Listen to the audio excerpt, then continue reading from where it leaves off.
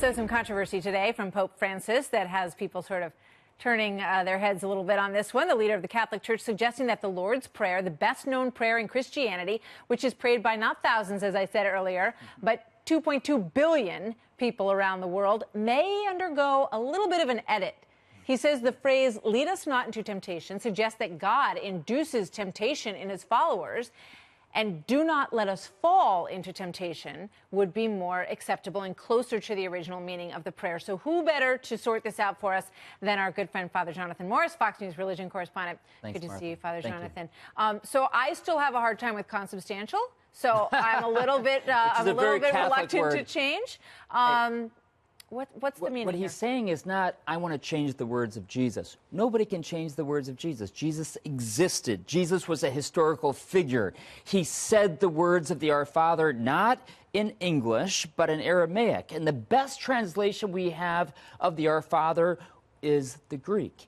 And then that Greek was translated into so many different languages. And those translations are very different. In English, it says, "lead us not into temptation." But guess what? Jesus didn't speak English. And it's really kind of bad theology, as well as even in the Italian. But, for example, in the Spanish, it says, "no nos dejes caer."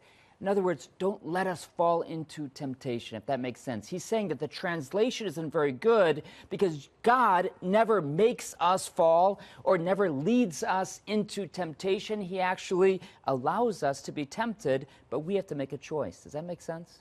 I think so. The Pope is obviously from Argentina, so you know, in his experience, it didn't sound the way it sounds now that he, you know, is dealing with the English language more. I mean, I guess my question is, why did it take so long? If this is wrong, if it doesn't line up with theology, why did it take? Well, think of it. We pray this all the time. 2.2 billion Christians pray this all the time, and we don't think that God is the one forcing us into temptation. We understand that he allows us to be tempted, but I think all evangelicals, Catholics, mainline Protestant Christians would say God does not lead us into temptation. It's a bad translation, honestly. Go back to the Greek.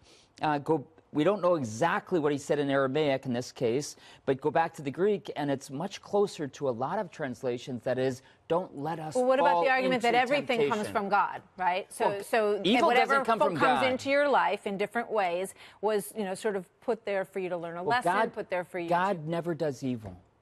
God never does evil. So God doesn't create evil. Evil is the absence of good, actually. Okay, so God creates everything that's good, and he never leads us into temptation, like, you now be tempted. No, he allows us to experience life, and So he when also. is this change happening? When do I have to start changing? You know what? It's already changed in so many languages. So in other words, our experience is like, oh my gosh, that's such a big deal. But in so many languages, it's much closer to. I think it's easier than consubstantial. I think I can make this change more easily. Well, very few Father people know Jonathan, consubstantial, thank but you. you do, Martha. Thank you. Thank you so much.